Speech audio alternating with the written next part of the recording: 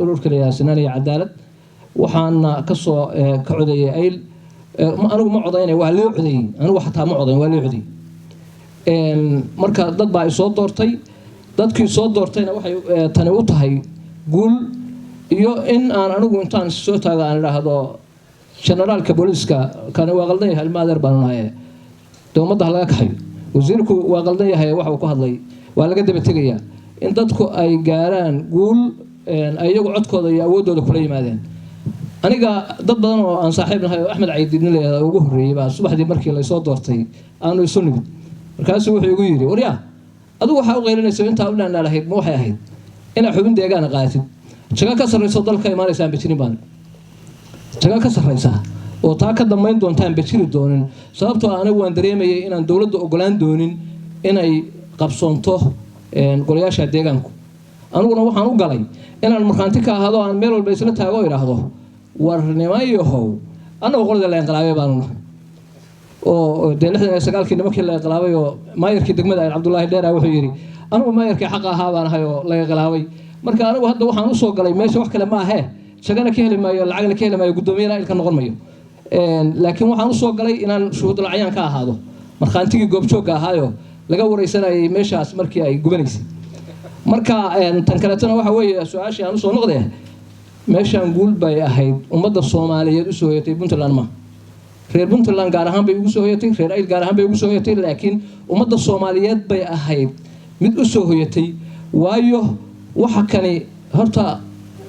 aabahay cimriga waxa ka lumiyay maxaa siiyay anigana way ga lumiyay aabahay markii uu dawladda la inqilaabay 30 jir buu ahaa anigana way ga lumiyay oo aniga hadda 60 jir wiilkaygana waa ka lumiyay oo waa 40 jir wiilka uu dhalayna waa 20 jir oo waa ka lumiyay horta intaas oo jiil baa la ka lumiyay magaciisii laakiin hadda waxay noqonaysaa xaqiiqiyan warkaygana waa sii qadimaya inaan xukun dambe horta Siciidan ka damaynayn